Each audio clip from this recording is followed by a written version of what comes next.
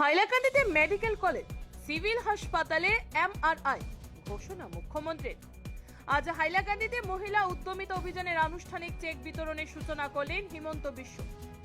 রাজ্যের 40 লক্ষ মহিলাকে লাখপতি বাইদেউ বানানোর প্রতিশ্রুতি। এমস হাসপাতাল নির্মাণের জন্য 1200 বিঘা জমির প্রয়োজন। পাথারকান্দিতে জমি দেখিয়েছেন কৃষ্ণেন্দু, বলেন মুখ্যমন্ত্রী। জেলা ক্রীড়া সংস্থার উন্নয়নে আরো 2 কোটি অনুদান। হাইলাকান্দি জেলায় মেডিকেল কলেজ ও হাসপাতাল নির্মাণের ফের আরেকবার প্রতিশ্রুতি দিলেন মুখ্যমন্ত্রী হিমন্ত বিশ্ব শর্মা। আজ হাইলাকান্দিতে মুখ্যমন্ত্রীর মহিলা উদ্যমিতা চেক বিতরণের সূচনা করে মুখ্যমন্ত্রী বলেন, কংগ্রেসের সময় টাকা দাও আর চাকরি নাও কথা ছিল। বিজেপি ক্ষমতায় আসার পর থেকে রাজ্যে উন্নয়নের জোয়ার এসেছে। তিনি বলেন, সন্তোষ কুমার রায় সিভিল হাসপাতালে এমআরআই মেশিনের ব্যবস্থা রয়েছে। এখন থেকে এমআরআই করার জন্য শিলচর যেতে হবে না। হাইলাকান্দিতে জেলার 17,000-এর বেশি মহিলাকে উদ্যমিতা চেক বিতরণের সূচনা করতে এসে একের পর এক ঘোষণা দিয়ে গেলেন। রাজ্যের প্রায় 40 লক্ষ মহিলাকে লাখপতি বাইদেউ করার প্রতিশ্রুতি দিয়ে তিনি বলেন, মহিলাদের টাকায় স্বামীরাও তাদের ব্যবসায় লগ্নি করতে পারবে। তিনি বহু বিবাহের প্রসঙ্গে বলেন, কেউ যদি একাধিক বিয়ে করেন তাহলে তার 7 বছরের জেল খাটতে হবে।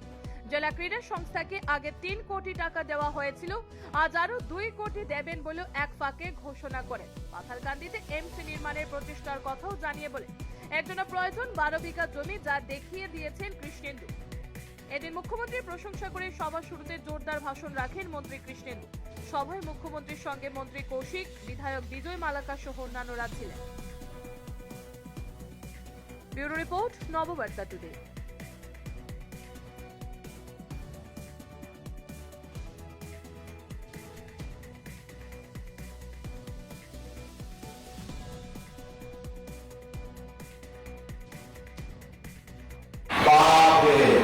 রাখিব কেনা লাগিছে ইয়াতে সকালে কতটা দেরি জায়গায় 5টা কি 6টা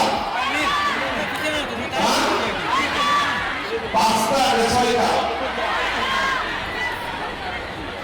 7টা 9টা 6টা রাখিব ঘৰত চাহ পানী খাইছে না নাই খোৱা হে ভগৱান 6টা বজাত আহি গৈছে তেনে মোক আগতে মানিব লাগিছিল মই আগতে আহি গলোহেঁতেন যি নহওক আহিব আহিছে আৰু অলপ দেৰি কষ্ট কৰিলে চেকটো পাই যাব ঠিক আছে চেক লাগিব নে নালাগিব আজি নে আজি নিদিলে হ'ব আজি লাগিব নে নালাগিব ঠিক আছে তেতিয়াহ'লে মোৰ লগত সকলোৱে ক'ব ভাৰত মাতা কি নৰেন্দ্ৰ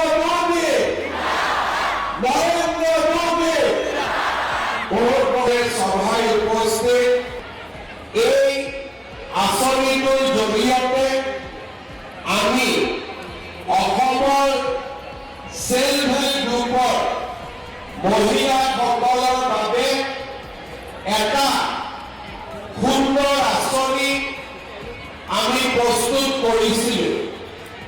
যোৱা 2 মাহত আমি বিভিন্ন সমষ্টিত গৈ এই আঁচনিৰ ধন আমি বিতৰণ কৰিছোঁ।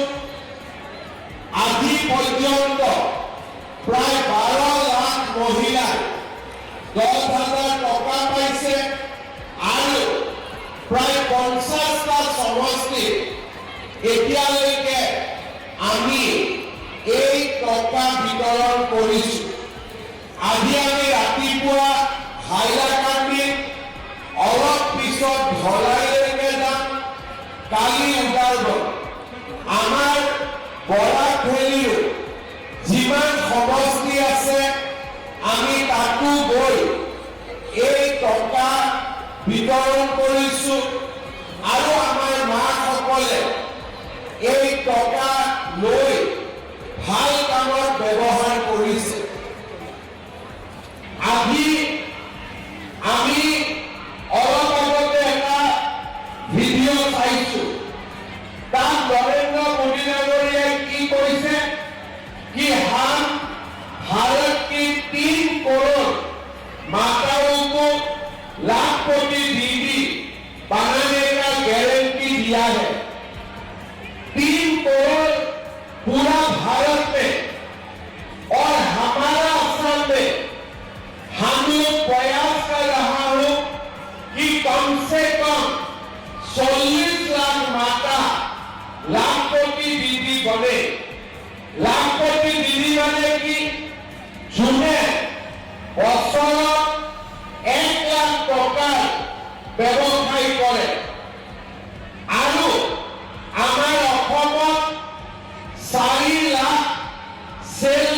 গ্ৰুপ আছে আৰু 4 লাখ সেলফ হেল্প গ্ৰুপত 40 লাখ মহিলা আছে।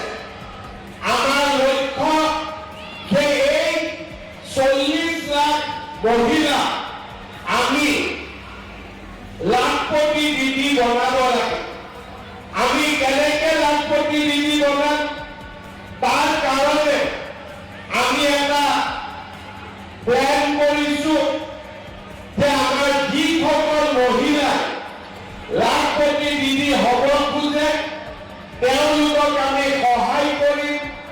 3 বছৰ আমি সহায় কৰিম আৰু লাহে লাহে আমাৰ মহিলাসকল লাখপতি দিদি হ'ব পাৰিব। এই মহিলা উদ্যমিতা অভিযান আমি প্ৰথম কিস্তি 10,000 টকা আজি আমি দিম। এই 10,000 টকা পোৱাৰ পিছত কোনে কোনে মোবাইল ফোন কিনিব হাত পেলাওক। কে মোবাইল ফোন কিনবে হাত পেলাওক। আচ্ছা, কোনে কোনে মোবাইল নিকিনে তেওঁলোকে হাতটো উঠাওক।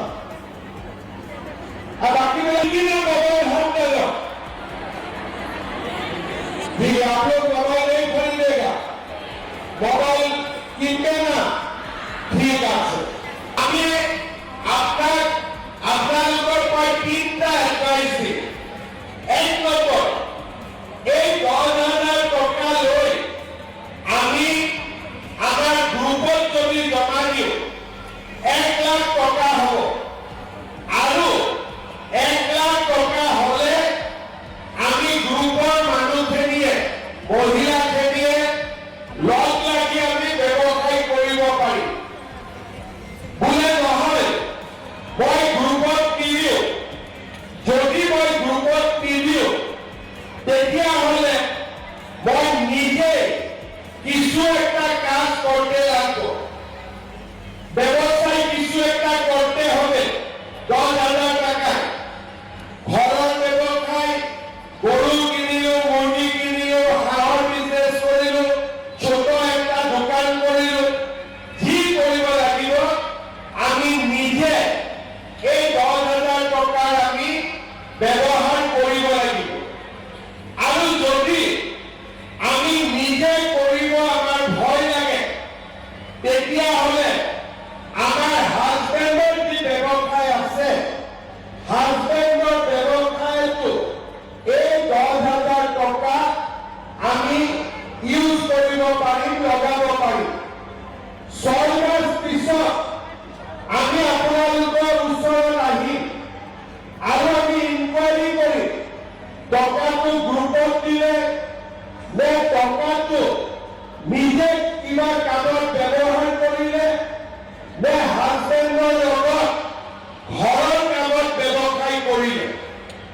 যদি এই 3টা কাম কৰিলে তেতিয়াহ'লে আমি 1 সালৰ ভিতৰত আপোনালোকক আকৌ ইয়াত মিটিঙত মাতি আনিম আৰু নতুনকৈ 25,000 টকা আমি আপোনালোকক দিম। সেকেন্ড ইনস্টলমেন্ট 25,000 টকা আৰু 25,000 টকাটো যদি প্ৰথমতে যি কামত খৰচ কৰিলে তাতে যদি আৰু ভালকৈ 25,000 টকা খৰচ কৰে 3 বছৰৰ ভিতৰে আমি আপোনালোকক আবার 50,000 টাকা আমি দিম। ফার্স্ট কিস্তিতে 10,000, সেকেন্ড কিস্তিতে 25,000, থার্ড কিস্তিতে 50,000। ভালো হবে কি খারাপ হবে? ভালো করে বলেন, ভালো হবে কি খারাপ হবে? ভালো হবে তো, কিন্তু ইয়ার মাঝেও একটা কথা আছে। এই স্কিমটা পাওয়ার জন্য 10,000 টাকা, 25,000 টাকা, 50,000 টাকা আমি কেতিয়া পাম? যেতিয়া আমার ঘৰত 3টা বাচ্চাতকৈ বেছি বাচ্চা নহয়। 3টাতকৈ বেছি বাচ্চা হলে বাচ্চাটো স্কুলত পঢ়াব লাগিব। তেতিয়া কি ৰকম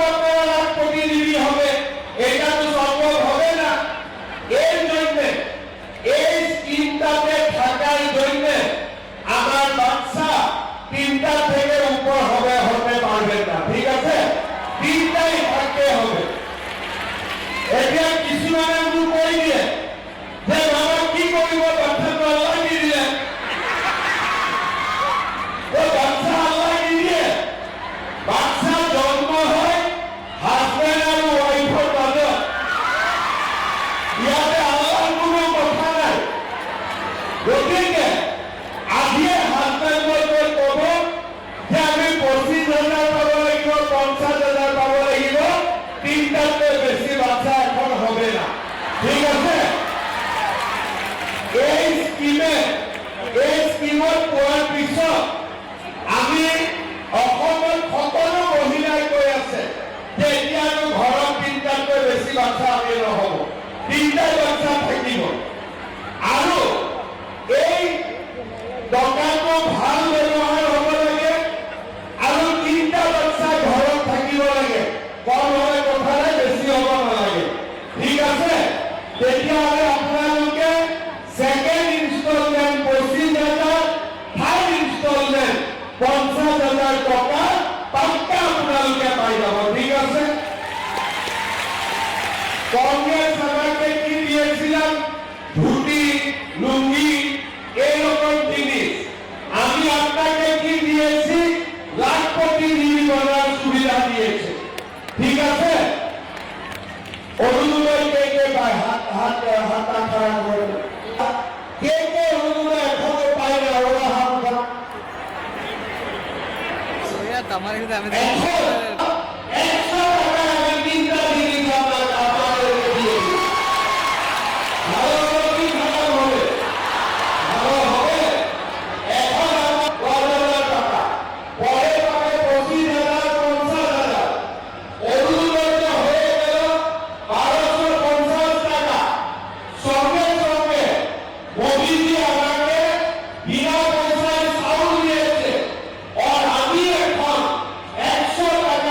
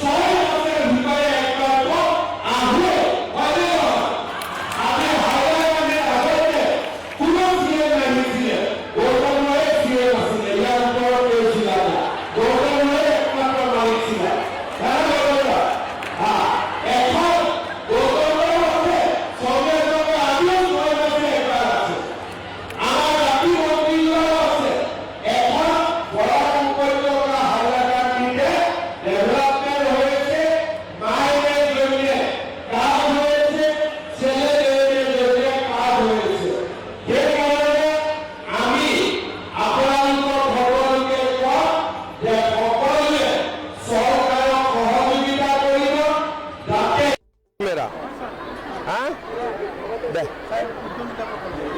আজি আমাৰ বৰাক ভেলীৰ হাইলাকান্দি আৰু ধলাই সমষ্টিত মহিলা উদ্যমিতাৰ পুঁজি বিতৰণ কৰা হৈছে। অহাকালি উদাৰবন্ধত পুঁজিৰ বিতৰণ হ'ব আৰু দুটা তিনিটা সমষ্টি থাকি যাব। নেক্সট ট্ৰিপত আহি কৰি দিম।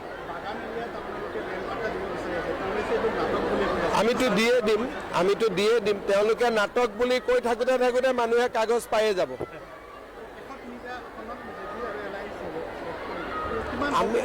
আমি চৰকাৰ বনি যাব আৰু কিমান পাওঁ এইটোতো ক'ব নোৱাৰি, বাট চৰকাৰ হৈ যাব আৰামত।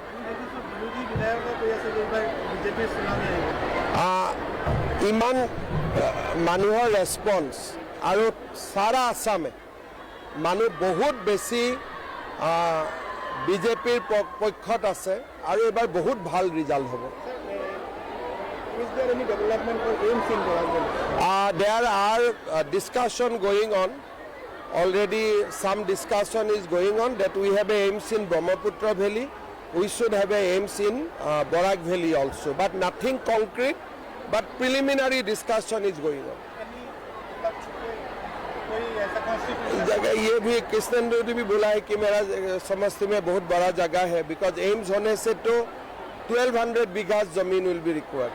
So we have to find out, but he offered a good land. But अभी तक it will take time. So because now it is in a very preliminary stage.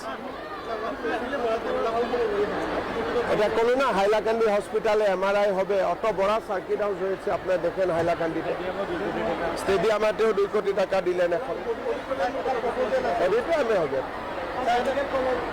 Medical কলেজের জমিটা ফাইনাল করেছি এখন।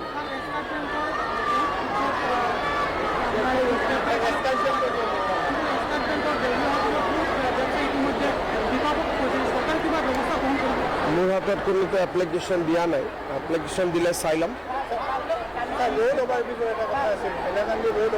হৈ আছে, চববিলাক হৈ যাব, চব প্ৰচেছ চলি আছে। ৰেলে এতিয়া ক্লিয়াৰ কৰি দিছে।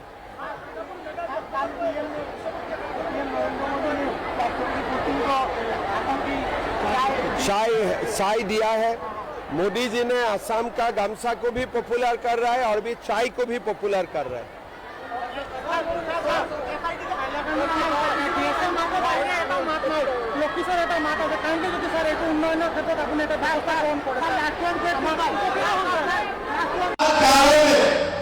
আমি এটা প্ল্যান কৰিছো যে আমাৰ যিসকল মহিলা লাখপতি দিদি হ'ব খোজে তেওঁলোকক আমি সহায় কৰিম, 3 বছৰ আমি সহায় কৰিম আৰু লাহে